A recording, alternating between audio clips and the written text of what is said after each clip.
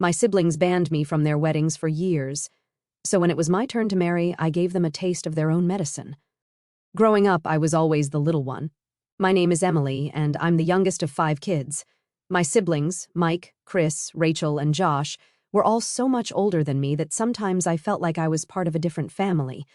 By the time I was old enough to start forming memories, they were already moving out, going to college, or starting their adult lives.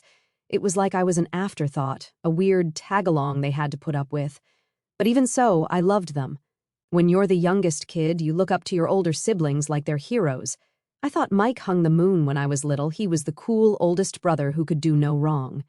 Chris was quieter and more serious, but I still adored him. Rachel was my big sister, the one I always hoped would let me into her life and show me how to be like her. And Josh, the baby of the older ones, felt the closest to me in age, but even he kept me at arm's length. The first time it really hit me how I didn't matter to them was Mike's wedding. I was 10 years old. 10 is that weird age where you feel old enough to be included in grown-up things but still young enough to be treated like a child. When Mike and his fiancée Sarah announced they were having a child-free wedding, I assumed that didn't mean me. I wasn't some random kid who would throw food or scream during the vows. I was his sister. I still remember the day my parents sat me down. I'd been so excited, I even asked my mom if I could wear one of her necklaces for the big day. That's when she said it. "Mike and Sarah are having an adults-only wedding, Emily. You're not going to be able to come." I stared at her for a second, trying to process. "But I'm not like other kids," I said, trying to reason with her. "I'll be quiet, I promise." She patted my head like I was some kind of puppy. "It's just for adults, sweetie. You'll understand when you're older." I didn't understand at all. I cried in my room for hours. Mike was my brother, and I wanted to see him get married. I wanted to be there to watch Sarah, who I already thought of as my sister, walk down the aisle. But instead, my parents left me with a babysitter. I remember the feeling of staring at the clock that day, imagining everything I was missing. When Mike came home from his honeymoon, I thought maybe he'd bring it up. Maybe he'd say he was sorry I couldn't come or tell me some funny story from the wedding. But he didn't. He acted like I wasn't even a part of it, like I wasn't even worth acknowledging. 2 years later, Chris got engaged. I was 12 by then, and I thought things would be different. I was older, quieter, and very well behaved. I didn't whine or cause a fuss, and I made sure everyone knew it. So when they said his wedding was child-free too, I thought, okay, but this time I'll be invited. Nope. Once again, I got the same speech. "Chris and his fiancée want the wedding to be adults only, Emily. It's not personal." Not personal? It felt personal. How could it not be personal when it happened twice?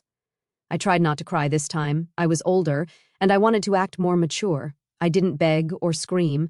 I just sat quietly while my parents made their excuses. My mom even tried to comfort me. "You'll have your own wedding someday, and it'll be wonderful, you'll see." But it didn't make me feel better. I was starting to realize something. My siblings didn't see me as family, at least not in the way I saw them. When Rachel got engaged, I was 15 by then. I was a full-on teenager who wanted nothing more than to feel included. At first, Rachel didn't even plan on banning kids from her wedding. She wanted everyone to come. But of course, the family had to get involved. My aunts and uncles kept saying things like, "It's so refreshing to have a wedding without kids running wild, and children just make things so chaotic." Eventually, Rachel caved. The rule became no one under 16. I was 15. 15. So close that it felt like a slap in the face. I went to Rachel and asked, "Can I just be an exception?" "I'm your sister. I'll be quiet, I promise." Rachel looked at me with this serious expression and said, "If I make an exception for you, what about the other kids?" "It wouldn't be fair." Fair? Are you kidding me? I lost it. I started yelling, "It's not fair that I can't go to any of your weddings. I'm not just some kid. I'm your sister." That's when my parents got involved. I got grounded for 6 months for disrespecting Rachel and causing drama. 6 months. I spent most of that time in my room, just stewing in my anger and hurt. By the time Josh got engaged, when I was 17, I didn't even bother asking. I already knew I wouldn't be invited. Sure enough, the announcement came, child-free wedding. At that point, I was numb to it. I didn't cry, I didn't yell, and I didn't ask why. I just accepted it. But what really stung, my cousin Amanda, who had just turned 18, was invited.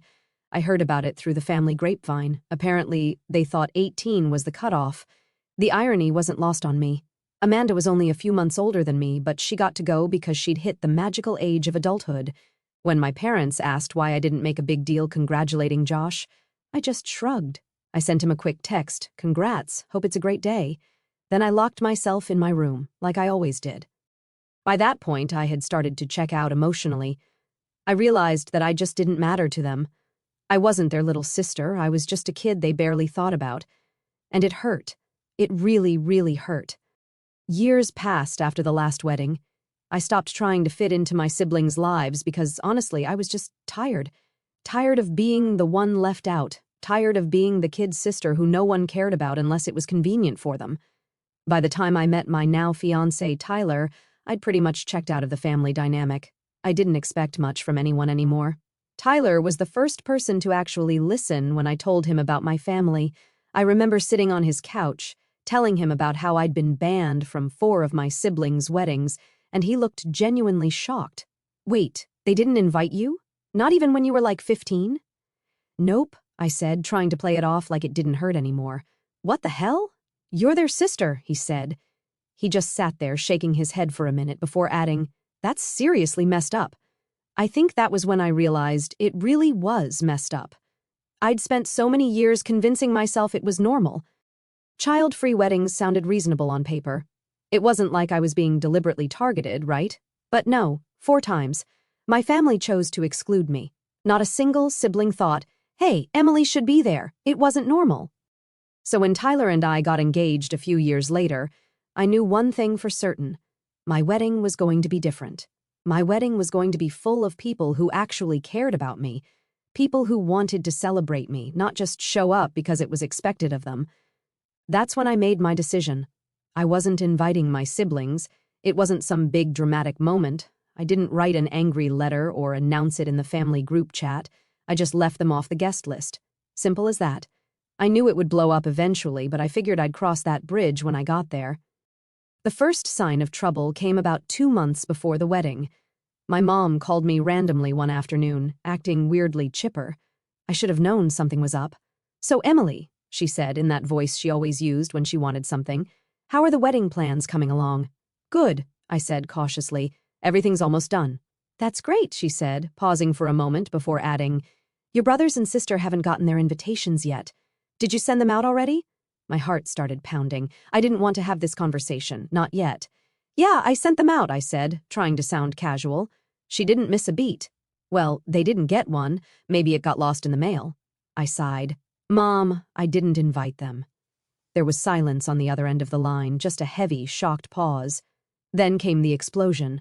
"What, Emily, how could you not invite your own family? Your siblings? What's wrong with you?" I gripped the phone and tried to stay calm. "They didn't invite me to their weddings, Mom. Not a single one of them. So I'm returning the favor. It's fair." She sounded like I just committed a crime. "That was different. You were young. They didn't mean to hurt you." I laughed bitterly. "Well, it hurt anyway, and now I'm done pretending like it didn't." She started in on the guilt trip immediately. "Emily, you're being spiteful. Family is family. You don't just shut them out like this. What are people going to think?" And there it was, what will people think? My mom's favorite concern. I cut her off before she could say anything else. "I don't care what people think, Mom. This is my wedding, and I'm only inviting people who care about me. They didn't care enough to include me in their big days, so I don't see why they deserve to be at mine." She hung up on me. I wasn't surprised. That night, the group chat blew up. It started with Rachel being fake as usual. "Hey, did something happen with the mail? We haven't gotten our invites yet." Then came Chris, blunt as always. "What's going on? Why aren't we invited?" I stared at my phone for a long time, debating whether or not to reply. Part of me wanted to lay it all out, to tell them exactly how much they'd hurt me over the years. But another part of me didn't see the point. They wouldn't get it. They never had. So I didn't say anything. I just left the chat on read. Tyler noticed I was quiet during dinner and asked what was wrong. I showed him the messages, and he shook his head. "You don't owe them an explanation, Em. They made their choices." "Yeah, but..." I trailed off. "They're going to make me out to be the bad guy. I know it. Let them," he said firmly. "You know the truth. That's all that matters." The next day, my parents showed up at my apartment unannounced. I didn't even have to ask what they were there for. My mom came storming in the second I opened the door. "What are you thinking, Emily? Not inviting your own siblings to your wedding? What kind of person does that? I tried to stay calm, even though my patience was wearing thin. Mom, I told you, they didn't think I was important enough to include in their weddings, so I'm not including them in mine. My dad finally spoke up, his voice stern. You're being childish, Emily. You're holding on to something that happened years ago. That's when I snapped. I was a child when they did it, Dad. I begged to be at their weddings, and they all shut me out. Don't talk to me about being childish when I was the one left crying at home 4 times. They didn't know what to say to that. My mom looked like she was about to cry, but I didn't let her guilt me this time.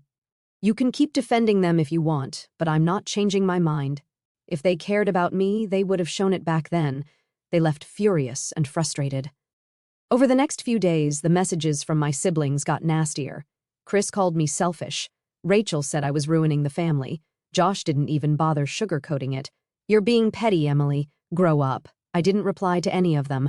I didn't need to explain myself anymore. Tyler hugged me one night while I was scrolling through their messages and said, I'm proud of you, for standing up for yourself. And for the first time, I felt proud of myself, too. After the first round of family drama, I expected things to die down. I figured they'd grumble to each other for a while, maybe complain to some distant cousins, and then move on. That's how things usually went when my family didn't get their way. But I underestimated just how big of a deal they were going to make this. It started small. Rachel, of course, couldn't resist posting a passive-aggressive status on Facebook. Family is forever, even when some people forget what that word means. I rolled my eyes so hard I thought they might get stuck. Tyler was scrolling next to me on the couch, and when I showed him the post, he shook his head. What is she, 14? Basically, I muttered, trying to brush it off. I told myself it didn't matter. I knew the truth, and I knew I wasn't doing anything wrong, but it still bugged me. It's hard not to feel hurt when your own sister goes out of her way to take shots at you publicly. It didn't stop there. Over the next few days, little jabs started showing up in our extended family group chat. I'd muted it a long time ago, but Tyler still checked his phone one afternoon and said, Emily, you might want to see this. The messages were flying. Rachel, it's so sad when family starts prioritizing petty grudges over love. Chris, I just don't understand. I thought we were better than this. And then Mike, good old, I'm the eldest and I know best Mike, decided to take his shot. I never realized how much bitterness you've been holding on to, Emily. It's really sad you're ruining relationships over something that happened years ago. I stared at the screen, my blood boiling. They didn't get it. They still didn't get it. They made it sound like I was blowing a minor issue out of proportion, as if they hadn't spent my entire life excluding me. I wanted to reply. I wanted to type out every single thing they had done and make them see how hypocritical they were being. But I knew better. Arguing with them would just give them more ammunition. They'd spin my words into me being dramatic or unstable or whatever else they wanted to say to avoid taking responsibility. Instead, I did the one thing they never expected. I left the group chat. That night, my mom called me. I knew she'd heard about the group chat incident because she jumped straight into yelling the second I answered. Emily, what is wrong with you? Hi, Mom, I said flatly. Don't start with that attitude, she snapped. Do you know what you've done? Your siblings are heartbroken. You're destroying this family. Heartbroken? I laughed bitterly. They ignored me my entire childhood, but now they're heartbroken? Give me a break. You're being so spiteful, she said. You've always been like this, holding on to grudges and making everything about you. That's when I lost it. I'm the one holding grudges? I was 10 when Mike got married. 10. I cried because I wanted to be there, and you all told me I didn't matter enough to be included. And it didn't stop there. It happened again and again and again. I begged to be at Rachel's wedding, and she told me no because it wouldn't be fair. That was years ago, she said dismissively. Yeah, and I'm still living with the way it made me feel. You all decided I wasn't important enough back then. Why should you suddenly get a front row seat to my life now? She didn't have an answer to that. Instead, she tried to flip the script. This isn't about the weddings, Emily. This is about you pushing everyone away because you're bitter. Tyler's probably encouraging you, isn't he? I groaned. Mom, stop blaming Tyler. This has nothing to do with him. This is about me finally realizing I deserve better than to be treated like I don't matter. Her voice softened, like she was trying to play the concerned mother. Emily, you don't understand. Family is all you'll have in the end. Friends and partners come and go, but your family is forever. No, I said firmly. Family is supposed to care about you. They're supposed to love and support you. That's not what you've been to me." She started crying, big, dramatic sobs that I knew were more about guilt-tripping me than anything else. "You'll regret this one day, Emily," she said through her tears. "You'll see." "I don't think I will," I said quietly before hanging up. Over the next week, things got worse. I blocked Rachel and Chris on social media because I couldn't take the constant snide comments. My mom called Tyler twice, apparently hoping to talk sense into him. He didn't answer. Then Mike sent me a long email, yes, an actual email, about forgiveness and family unity. He even had the nerve to quote some Bible verse about letting go of anger. I didn't respond. Tyler and I sat down one night, and I vented about everything. It's like they're determined to pretend I'm the problem. They don't see how messed up it is that they ignored me for years and then flipped out when I finally stood up for myself. "You know what it is?" Tyler said. "They're not mad that they weren't invited. They're mad that they don't get to control you anymore." That hit me like a punch to the gut. He was right. My whole life, my family had treated me like an afterthought, like someone they could dismiss whenever it suited them. But now that I was doing something for myself, something they couldn't control, they couldn't handle it. "They'll get over it eventually," I said, though I wasn't sure I believed it. And then Tyler said something that really stuck with me. "Maybe they will. Maybe they won't. But either way, it's not your problem." He was right. For the first time, I realized I didn't owe my family anything, not my time, not my attention, and certainly not an invitation to my wedding. A week later, my dad sent me a short, guilt-laden text. "Emily, your mom isn't doing well. She's really upset about all of this. Maybe you could reconsider." I stared at it for a long time before replying, maybe she should have thought about that before ignoring all those years. I hit send, then blocked his number. For the first time in a long time, I felt free. The weeks leading up to my wedding were a strange mix of excitement and tension. On one hand, I was thrilled to finally marry Tyler and have the day I'd been dreaming of since I was a kid. On the other hand, the drama with my family still lingered like an unwelcome guest. My parents had stopped calling me directly, probably because I'd blocked my mom's number after her last meltdown. But that didn't stop other people. I hadn't spoken to my aunt in years, so I was immediately suspicious when her name popped up on my phone. I answered, and she got right to the point. "Emily, honey, I don't understand why you're making such a big deal out of this," she said in her sweet but condescending tone. "Family is family. It's not right to leave your siblings out of your wedding." I sighed, gripping the phone a little tighter. "Aunt Linda, it's not just about the wedding. This has been years in the making. I'm not going to change my mind." "But it's family," she pressed. Like that word was supposed to fix everything. "I'm sure they didn't mean to hurt you back then. Can't you just let it go and be the bigger person?" I closed my eyes, trying not to snap. Being the bigger person doesn't mean letting people walk all over you. It's about knowing when to put yourself first. There was a pause on the other end, and I could hear her sigh dramatically. "Well, I just hope you don't regret this one day. You're going to miss your family, and they won't be there." I didn't say anything. I just hung up. The morning of the wedding, I woke up feeling an odd combination of peace and nerves. It wasn't the normal what if something goes wrong kind of wedding day jitters. It was more like I was waiting for a shoe to drop. I knew my family wasn't invited, but I couldn't shake the feeling that they'd find a way to insert themselves into the day somehow. But Tyler, being the amazing guy he is, refused to let me dwell on it. When I told him about my worries as we got ready separately, he just smiled and said, "Em, this day is about us. Nothing else matters. If anyone tries to ruin it, I'll personally escort them out." That made me laugh, and for the first time in weeks, I felt lighter. The venue we chose was perfect. It was small and intimate, a garden surrounded by flowers, twinkle lights strung through the trees, and a little gazebo where we'd say our vows. I didn't want a giant, elaborate wedding. I wanted something that felt real and full of love, and that's exactly what it was. My closest friends were there, along with some extended family who'd actually been kind to me over the years. It felt right. As I stood in front of the mirror, putting the final touches on my dress, my maid of honor, my best friend Jenna, walked in and grinned. "You look amazing, Em." "Thanks," I said softly, feeling a wave of emotions. Jenna sat on the edge of the couch and watched me for a moment. "Are you okay?" I hesitated before nodding. "Yeah, I'm just, I don't know, sad, I guess. Not about today. Today is perfect, but about the fact that my family isn't here." She frowned and leaned forward. "Emily, it's okay to feel that. Just because you made the right choice doesn't mean it doesn't hurt." Her words hit me hard. I turned to look at her, tears welling up in my eyes. I wanted them to care, you know? I wanted them to fight for me when I was a kid, and they never did. Jenna stood up and hugged me tightly. "You don't need their approval. You have people who love you. Focus on that." I nodded, taking a deep breath. She was right. Today wasn't about my family. It was about me and Tyler. When the ceremony started, I was so overwhelmed by the beauty of it all that I forgot about everything else. I remember standing at the end of the aisle, staring at Tyler and thinking, this is it. This is what happiness feels like.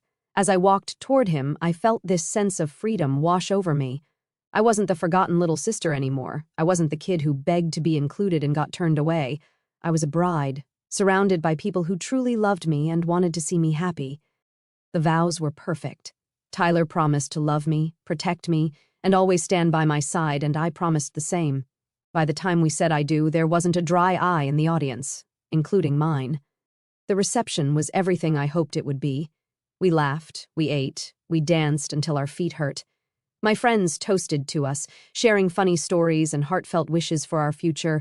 Tyler's parents, who had always been so kind to me, told me they were proud to have me as part of their family. At one point, I snuck away from the crowd just to take it all in. I stood at the edge of the garden, looking at the lights twinkling in the trees and the people laughing together, and I felt so full. For so many years I'd believed the lie my family told me, that I didn't matter, that I wasn't important enough to be part of their lives. But standing there, watching all these people who truly cared about me, I realized something. I mattered to the people who actually deserved to know me. Later that night, as the reception started winding down, one of my cousins pulled me aside. "Hey, Emily, I probably shouldn't say this, but..." I groaned. "What is it now?" She looked sheepish. "Your mom and Rachel apparently threw some kind of dinner tonight, like as an alternative to your wedding." I stared at her for a second, then burst out laughing. "Are you serious?" She nodded. "I know, it's pathetic. I just thought you should..." "No." I shook my head, still laughing. "That's fine.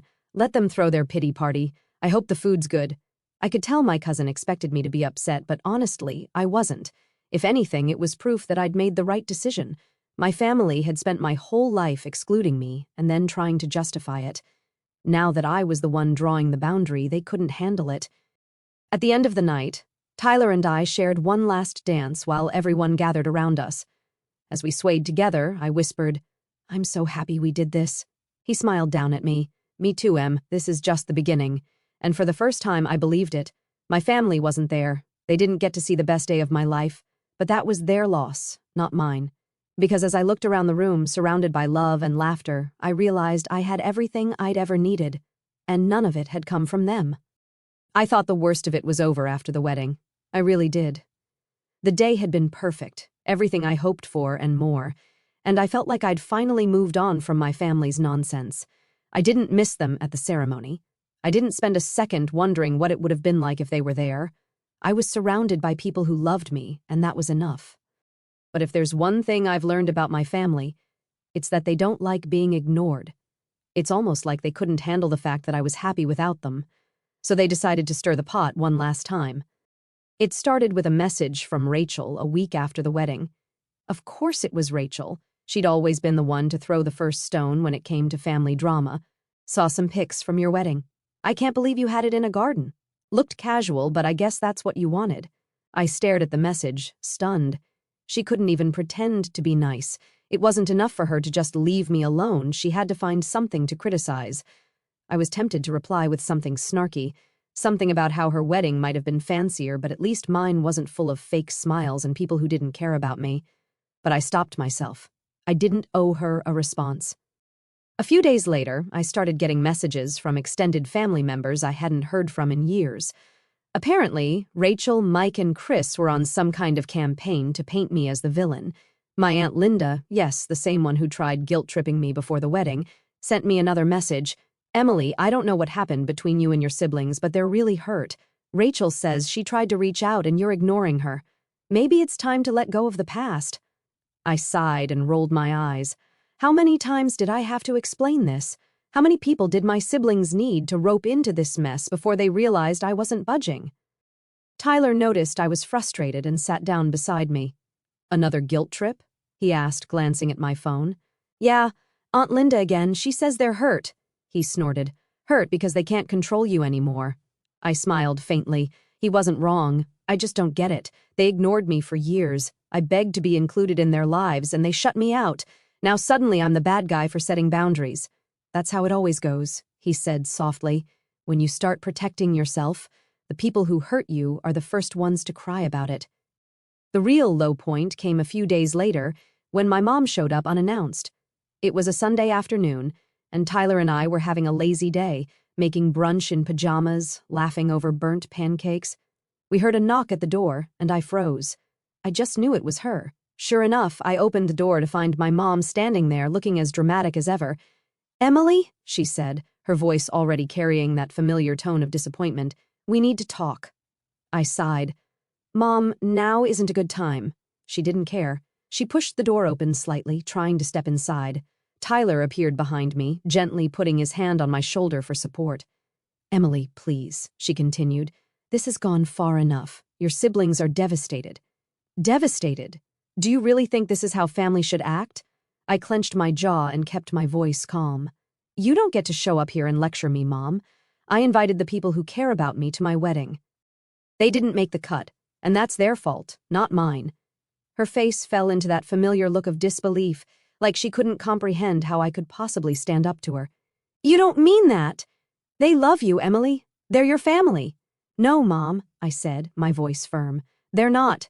Family doesn't make you feel small. Family doesn't leave you out when you're a kid and then demand to be part of your life when it's convenient for them. I spent my entire life trying to prove I mattered to them, and they never cared. I'm done. She blinked, stunned into silence for once. I could tell she wanted to argue, but Tyler stepped forward, his voice gentle but strong. I think it's time for you to leave, he said simply. My mom looked between the two of us, her face a mix of anger and sadness. You'll regret this, Emily, she said, her voice soft now, like she was delivering a prophecy. You'll miss us one day, and we won't be there. I met her eyes, unflinching. No, Mom, I won't. Tyler shut the door behind her, and for a moment I just stood there, trying to process it. I thought I'd feel guilty, but I didn't. I felt relief. The next day, I got a text from Chris. Mom said she came to talk to you and you slammed the door in her face. Real mature, Emily. You've turned into someone I don't even recognize. I read the message aloud to Tyler, who shook his head. Block him. You don't need that. And I did. One by one, I blocked every sibling and relative who decided to pile onto the guilt train. I realized something important that day. I didn't owe them my time, my energy, or even an explanation. For years, they made me feel invisible. Now I was taking control. The weeks that followed were quiet. For the first time in a long time, without the constant messages and passive-aggressive comments, I finally felt like I could breathe. Tyler and I focused on settling into married life, decorating our little apartment and planning our future.